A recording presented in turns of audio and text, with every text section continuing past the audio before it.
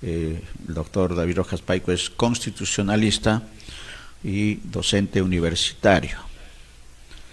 De manera que si ya está, le damos el buenos días. David, buenos días, bienvenido a BIS, Ánfora 2022. ¿Cómo estás, Néstor? Un saludo muy especial a toda la teleaudiencia.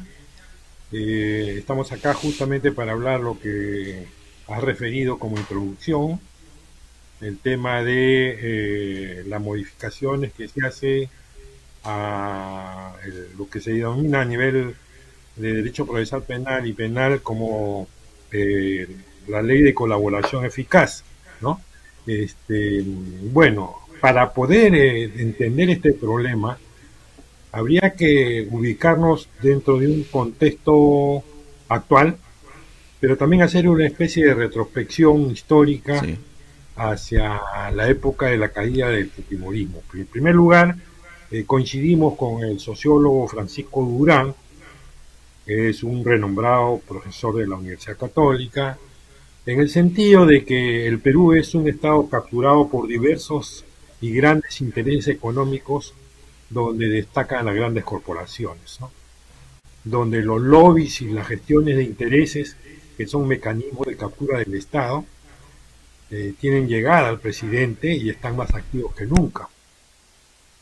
Que hay una recomposición gradual de las redes de corrupción y el modus operandi de estos corruptos, de las redes y la mafia del Estado, continúan acomodándose en la actual gestión gubernativa. Y que son estas mismas redes que se adaptan o se han venido adaptando a cada gobierno y ven la forma de sobrevivir y crecer dependiendo de quiénes son las cabezas de los organismos, ¿no? El mejor ejemplo, ya tú lo has señalado, de este tipo de delitos es el Club de la Construcción, que se formó en los años 80 y recién lo descubrieron en el año 2016. Y tenemos pues como última oportunidad en estos momentos, ¿no?, de que los procesos con estos grandes grupos corruptos, como el caso de Odebrecht y el caso de Club de la Construcción, y sus conexiones, sobre todo con los partidos políticos, lleguen a buen puerto. Sin embargo, tomando en cuenta las diversas opiniones de especialistas, sobre todo del ex procurador Ugaz, sobre este proyecto o estos dos proyectos que se han juntado en un dictamen de la Comisión de Justicia y Derechos Humanos del Congreso, ¿no?, el número 012 y el 565-2021, ya habían sido presentados el año pasado y habían sido rechazados. Los han vuelto a resucitar, ¿no? Eso ya es un indicador. ¿Por qué es de que o un par de proyectos archivados lo vuelven a resucitar con una nueva proposición, ¿no? Según Ugaz, ¿no?, dice que los antecedentes de la lucha contra el crimen organizado, ¿no?, se da sobre todo en Italia, la lucha contra la mafia, ¿no?, contra esa famosa ley de la omerta o ley del silencio, y que es a partir de ello que se van logrando mecanismos para penetrar en esta ley del silencio, con procesos de delación primaria, es decir, con delatores, colaboradores, ¿no?, delación premiada, obviamente con atenuación de penas o excepción de penas, y es que a partir de ahí se comienzan a desbaratar todas estas organizaciones, ¿no? Y que esto ha ido expandiéndose en muchas partes del país, en el mundo, y en el Perú se comienza a desarrollar en la época de las investigaciones contra Fujimori y Montesinos, después de la caída, ¿no? Y donde se crea una Procuraduría Anticorrupción, la misma que propone la ley de colaboración eficaz, ¿no? ¿Y por qué? Porque era muy difícil obtener evidencias y pruebas que permitieran avanzar en estos procesos. Y bueno, los resultados se dieron, pues, ¿no? Una criminal montada por la dupla Fujimori-Montesinos en su integridad terminó en prisión Y si no hubiera sido como con colaboradores como Matilde Pinche Pinche, algunos Claro. actores militares, personas vinculadas a la cúpula, ¿no? No se hubiera, nunca se hubiera podido develar a esta organización criminal, y lo hemos visto ahora últimamente en casos emblemáticos como Lavallato. Por consiguiente, yo creo que no hay ninguna duda que la colaboración eficaz es una herramienta muy importante para combatir la criminalidad organizada. Sin embargo, vemos que desde el Congreso se está iniciando un proceso de desmontaje de la colaboración eficaz, ¿no? Y que ha generado el consenso de distintas fuerzas políticas, salvo honrosas excepciones, ¿no? Y vemos que han votado por unanimidad de fuerzas dispares como Avanza País, Renovación Popular, Perú Libre, APP y Acción Popular, ¿no? Y esto que nos trae a colación de que lo que pretenden es beneficiar a miembros de sus partidos o afines que están involucrados o implicados en este tipo de criminalidad, ¿no? Y también hay que tomar en cuenta, si nosotros analizamos el proyecto de ley aprobado o el dictamen del proyecto de los proyectos de ley, vamos a encontrar que los protagonistas principales de la lucha anticorrupción, como son el Ministerio Público, el Ministerio de Justicia, la Procuraduría Pública Anticorrupción, han opinado en contra de este proyecto, ¿no? Por diversas razones, ¿no? Una de las razones vendría a ser, por ejemplo, el acortamiento de los plazos, ¿no? Que se dan solamente de 8 y de ampliatorio a 4 meses, y cuando es complejo, de 8 a 8 meses más.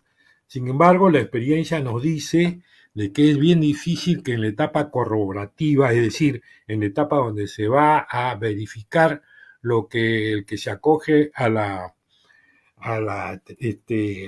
este proceso de colaboración eficaz, es bien complejo, porque hay que traer gente de muchos sitios. Por ejemplo, Ugaz nos pone el ejemplo de cuando se comienza a investigar la compra de los MiG bielorrusos por parte de Montesinos y Fujimori, donde Montesinos cobra una coima de 10 millones de dólares por cada avión comprado, ¿no? Y que tenía como consecuencia traer gente de Rusia, Bielorrusia, y que eso generó pues mucho tiempo en el tema de la corroboración.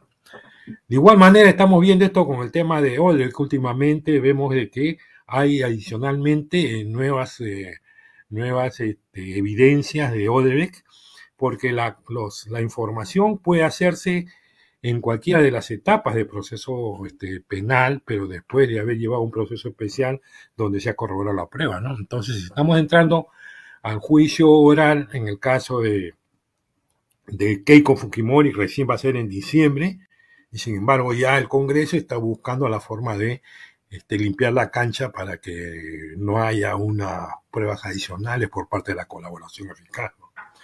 En otras palabras, se está poniendo en jaque la colaboración eficaz por intereses de un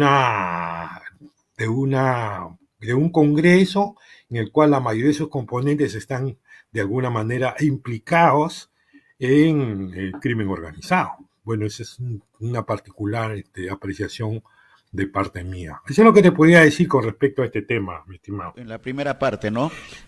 Porque se habla, David, de que la colaboración eficaz es recompensas, ¿no? Es recompensas, y lo que decía, y nos referimos a la fiscal de la Nación, Zoraida Ábalos, que ya se ha manifestado en contra, como también el Poder Judicial y el Ministerio de Justicia, que señala ella que no han sido escuchados por la comisión, y señala que lo que se está desarrollando en el Congreso de la República es favorecer la impunidad, porque se elimina el tema de las recompensas y de los premios a la lucha contra la corrupción desde dentro. ¿Qué es lo que plantea en esencia entonces las modificaciones que se están pretendiendo y que han sido aprobadas en un proyecto de ley, 2 proyectos de ley, y en las que el voto ha sido por unanimidad? ¿De qué congresistas? Gladys Echaíz, Guido Bellido, Valdemar Cerrón, Alex Paredes, María Cordero, María Zeta Chunga, Hernando Guerra García, Elvis Vergara, Alejandro Cabero, Alejandro Muñante y Esdras Medina. ¿Cuál es la esencia? ¿Qué es lo que se está planteando y por qué pone en peligro la lucha contra la corrupción y da paso a la impunidad? Y no solamente eso, David, porque también las instituciones de periodistas también han señalado su desacuerdo con estas medidas, porque dentro de las nuevas modificaciones señalan penas de cárcel para periodistas que entrevisten a colaboradores eficaces. A ver, yo creo que está claro. Primero veamos lo que está pasando en el Congreso, ¿no? Está pasando lo mismo que pasó en el Congreso que fue destituido, defenestrado. Es decir, está generando la impunidad, a sabiendas de todo. O sea, la lucha contra los cuellos blancos, el tema de Orbe, el tema del fiscal Ávarri, toda esa situación que era apañada por una mayoría fujimorista, ahora se ha trasladado a una nueva mayoría que ve pues con preocupación que de hacer una lucha contra la corrupción en toda su plenitud, tomando en cuenta esta ley de colaboración eficaz, deberían verse dañados desde el punto de vista político en muy corto tiempo, ¿no? Y teniendo en cuenta además que estamos frente a una situación electoral a nivel regional y local.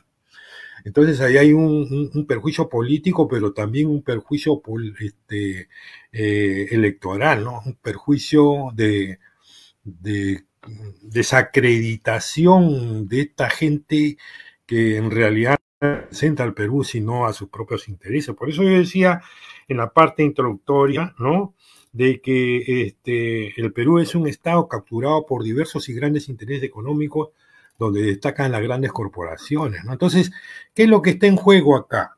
Por ejemplo, el fiscal Pérez ya hablaba hace un par de semanas que lo que se buscaba justamente era esto, ¿no? Era la impunidad. Y teniendo en cuenta de que recién el proceso de la señora acá va a empezar en diciembre, bajo esta dinámica, cuando esté de proceso en diciembre va a estar todo lío y sacramentado para limpiarla de polvo y paja. ¿Por qué? Porque esto ya tiene dictamen favorable de la Comisión de Justicia y Derechos Humanos y el siguiente paso es a ser aprobada por el Pleno, ¿no? Pero acá vemos que los actores políticos son tanto de la derecha como de centro y como Perú Libre, que supuestamente lo que está buscando es simplemente tratar de limpiar a aquellas personas que están complicadas, ¿no?, en la gestión regional, en el gobierno regional de Junín. O sea, todos aquí tienen de alguna manera cierta vinculación a este tema de corrupción dentro del Estado, ¿no? Por eso también hablábamos, ¿no?, de que los lobbies y gestiones de intereses tienen llegada al presidente, están más activos que nunca, hay una recomposición gradual de la red de corrupción. La corrupción sigue vivita y coleando, y el Congreso tiene pues sus interlocutores para favorecer esta situación, y en mayoría. Por eso es que aprueban por unanimidad, salvo honrosas excepciones. La tendencia es a aprobar esto por mayoría, ¿no? Entonces acá entra en juego el tema de la vacancia. Ahora nos podíamos especular incluso de por qué hay esa especie de no agresión en estos momentos entre el tema del voto de confianza, el nuevo gabinete. O sea, acá ya comienzan a salir algunas aristas que nos evidencia que efectivamente esta clase política que tenemos realmente no garantiza absolutamente nada para una democracia en nuestro país, ¿no? El otro tema es el tema de la afrenta a la libertad de expresión, a la libertad de opinión, ¿no? Pero hay que tomar en cuenta lo siguiente, mi estimado Néstor. Estas situaciones del proceso, un proceso especial de la colaboración eficaz es totalmente reservado, ¿no? Hasta que no se haya comprobado efectivamente esa colaboración en una etapa de corroboración en este proceso especial, todo debe ser herméticamente cerrado y después recién poner en conocimiento al juez para que tenga en consideración estos nuevos elementos en el momento de procesar el proceso real que se lleva a cabo, como el caso de la señora K. Entonces, pero en nuestro país, pues, y también por una situación en Estados Unidos también sucede lo mismo, y en todas partes, ¿no? El periodista o la prensa busca siempre la información y eso siempre sale a flote. Entonces, ¿qué cosas están poniendo en este proceso, en este proyecto de ley? Que si eso se convierte en público, va a haber sanción penal, ¿no? O sea, se establece sanción penal si es que esta colaboración eficaz sale a flote, ¿no? Cuando no debía haber salido, porque es reservado, ¿no? ¿Y quiénes serían en esencia los paganos de esta situación? Los propios jueces. Los jueces y fiscales van a tener temor. ¿Por qué? Porque si esto sale, vamos a suponer cuántas personas trabajan en la fiscalía, cuántas personas trabajan en el Poder Judicial, cuántos trabajan en la Procuraduría, y se llega a saber una de estas cuestiones, porque siempre va a haber un periodista agudo que va a buscar información, pues eso va a traer como consecuencia sanción para quien está llevando a cabo el proceso o tiene la investigación a su cargo. Entonces, esto está orientado a mediatizar la colaboración eficaz, ¿no? A evitar que estos grupos económicos que forman parte de la corrupción organizada en nuestro país no sean afectados, ¿no?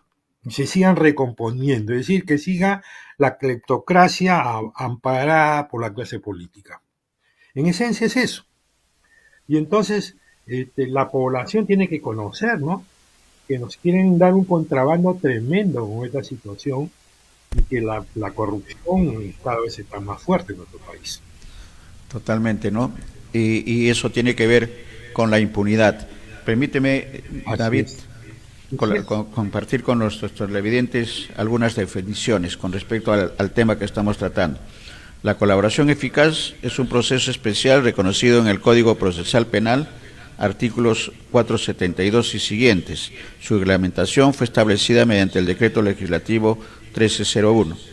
Algo más, constituye la colaboración eficaz un proceso especial autónomo, no contradictorio, basado en el principio del consenso entre las partes y la justicia penal negociada a fin de perseguir eficazmente la delincuencia. Finalmente, el colaborador eficaz es la persona sometida o no a una investigación o proceso penal o que ha sido condenada, que se ha disociado de la actividad criminal y se presenta ante el fiscal o acepta la propuesta de éste para proporcionar información útil, procurando obtener beneficios premiales. Ese es el escenario. ¿Qué es lo que puede ocurrir? Que lo aprueben. ¿Qué puede hacer la sociedad civil organizada? ¿Cuáles serían los pasos? Tribunal Constitucional. ¿Cuál es la opinión del constitucionalista sobre esta que parecería que lo van a aprobar? No, definitivamente que lo van a aprobar, porque son mayoría. Y definitivamente que tienen que hacerlo, porque de lo contrario, si progresan estos procesos que ya comienzan a estar en giro en su etapa de juicio oral, ¿no? Sí. Va a quedar evidenciado que no solamente estas cabezas, como es el caso de la señora K. Yoshiyama, sino mucha gente también que ha acompañado, también está implicada en esta situación y sigue todavía en esta situación. O sea, esto es como un cáncer, ¿no? Donde ya prácticamente estamos en metástasis y hasta ahora no queremos hacer la operación para sacar eso de ahí. ¿Y quién es que debe hacer? Debe ser el Congreso, que es el que da leyes. Entonces, ¿por qué razón el Congreso, en lugar de dar una ley para garantizar, o en todo caso, autorizar mayores recursos a los fiscales para que haya mayor cantidad de fiscales, mayor cantidad de peritos, para que esto se agilice mucho más, lo que hacen es poner candados para que eso no funcione como debe funcionar. Ahora, desde el punto de vista legal, constitucional, toda ley que aprueba el Congreso tiene la presunción de ser constitucional.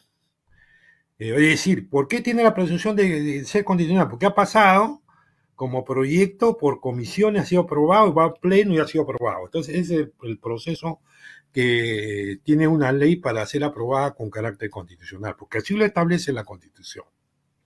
Pero eso no quiere decir que en su contenido tenga inconstitucionales, y eso tendría que ir al Tribunal Constitucional para que el Tribunal Constitucional sea el que se pronuncie al respecto. Pero ¿qué tenemos? Tenemos pues un Tribunal Constitucional a portas, ¿no?, que está en manos de este mismo Congreso. Y próximamente vamos a tener la Defensoría del Pueblo igualito. Y quien está en contra, como la fiscal de la Nación, pues le mandan pues a las fuerzas de los colectivos que están a favor de la corrupción, como también a los periodistas, hacen comentarios de lo que realmente está pasando, como a Jaime Chincha, ¿no?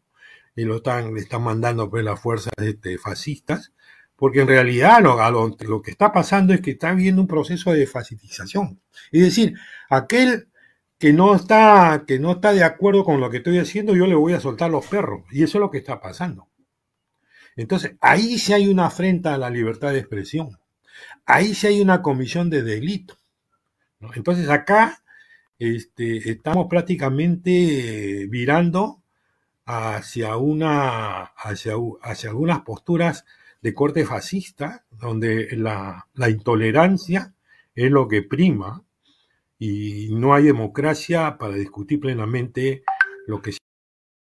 Porque si en algo tenemos que estar de acuerdo todos los peruanos es en erradicar la corrupción, que es la que nos viene haciendo tanto daño durante toda la historia republicana y mucho más en los últimos tiempos, agravado por la propia pandemia. Hacer la pregunta que se hace el ciudadano de a pie, David. ¿Cuál es la pregunta que se hace el ciudadano de a pie? Yo pienso que todo pasa por cuestionar a este Congreso que no representa a nadie, y pasa realmente por exigir al gobernante que se ponga los pantalones y que cumpla con lo que prometió, cosa que también es bastante difícil, ¿no? Pero dentro de ese comienza a salir necesariamente aquello que tenemos que plantear. Estamos en una situación en la cual podemos impulsar un cambio constituyente, porque valgan verdades, el origen de todo esto no es de ahora, esto comienza con la implementación del modelo económico. La corrupción ha existido desde los años 80, el Club de la Construcción se inicia en los años 80 y recién ha descubierto en 2016, pero cada vez y con las manos libres, porque en realidad esa mano negra que regula la economía de mercado en la práctica es la mano de los grupos organizados, que son los que manejan al país, los monopolios y oligopolios, el sistema financiero que hace de la suya, pero los demás somos convidados de piedra. Entonces, ¿qué hacer frente a esta situación? Tenemos que cuestionar, reclamar por los derechos que nos están siendo negados y que fueron prometidos de alguna manera en unos cambios trascendentales que no se están llevando a cabo. Se está prefiriendo entrar al entendimiento para que no haya daños colaterales de tipo político, y el soberano, que es el pueblo, está siendo ninguneado, dejado de lado. Entonces, ¿qué puede hacer en situaciones como esta? ¿Qué hace el soberano del pueblo? Pues se exige un debate para un cambio constitucional. Yo creo que por ahí va a ir la cosa, porque no hay otra manera de salir de esto. La clase política no lo quiere permitir, no quiere hacer ningún cambio, al contrario, quiere generar mayor impunidad. A este paso, pues vamos a tener que canonizar a los cuellos blancos y tener que reponer a Hinojosa Pariachi en el Poder Judicial.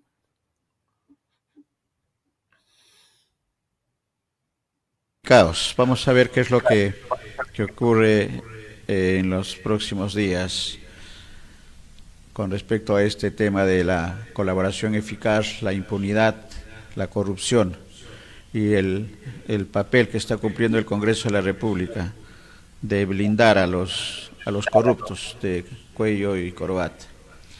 Gracias, David. ¿Algún comentario adicional? Mira, yo creo de que sigo pensando de que el pueblo es sabio y no hay mal que dure 100 años ni enfermo que la muerte. Totalmente. Siempre los cambios constitucionales han sido precedidos por situaciones conflictivas sociales. No olvidemos que la Constitución del 79 nace como producto del impulso de los paros nacionales. Así es. Y en estas circunstancias se está provocando al pueblo a que tenga que reaccionar. Ya hay voces que piden cierre del Congreso. Y también hay voces que critican a Castillo por esa actitud que obviamente su falta de conocimiento y su desidia por dejarse manejar por fuerzas políticas que le ponen la agenda hacen pues que no cumpla con lo que ha prometido, ¿no? Desilusionando más a la gente, lo cual va a empujar a que tenga una actitud mucho más radical. Y mira que no se toca nada todavía. Veo yo de que está invocando a los gobiernos regionales y locales para participar en una agenda política, pero la corrupción también está en los gobiernos regionales y en los gobiernos locales. Sí, claro. Y en gran medida, hay indicadores que señalan eso. Entonces, en realidad la situación en el país es una situación está bien difícil y que solo el pueblo salva al pueblo, no hay otro.